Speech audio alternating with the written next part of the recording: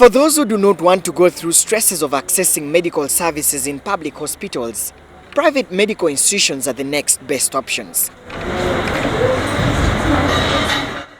Money does not even pose the question to saving a life for those who are in critical condition. So was Remi Kasule, one of the staff of parliament who drove herself to International Hospital Kampala to give birth. Reports are that Kasule's contractions reduced with time under the medical attention of a midwife who later induced her. She, however, went into coma and was rushed for a C-section. But she did not make it through, becoming one of the 16 women who die while giving birth in Uganda each day.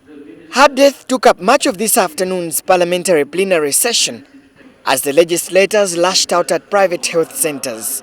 Remi died at a very younger age, just 35 years. And she has now left 4 children.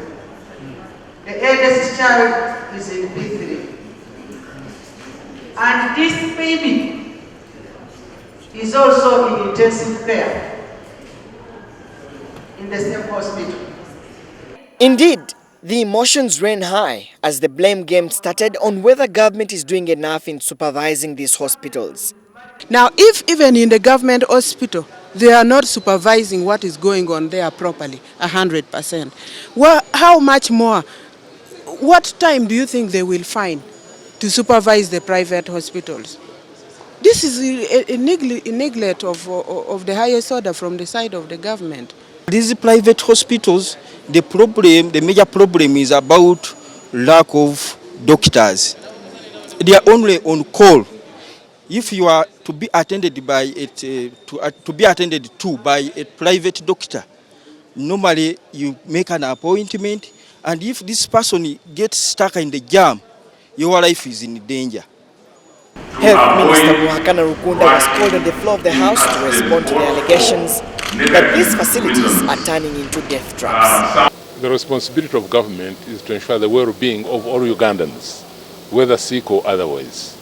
And hospitals, they may be private, but they are under the overall supervision and monitoring for quality assurance by the Quality Assurance Department under the Ministry of Health. However, some members of parliament said government was not entirely to blame. I don't know any hospital that the government has ever taken for disciplinary action. So you keep reading reports in the newspapers, on TV, on radio, but no action is taken. And I am very sure even the MPs here, their motivation was because the victim was a staff of parliament. Probably if it had been another person, they wouldn't be as emotional as they are.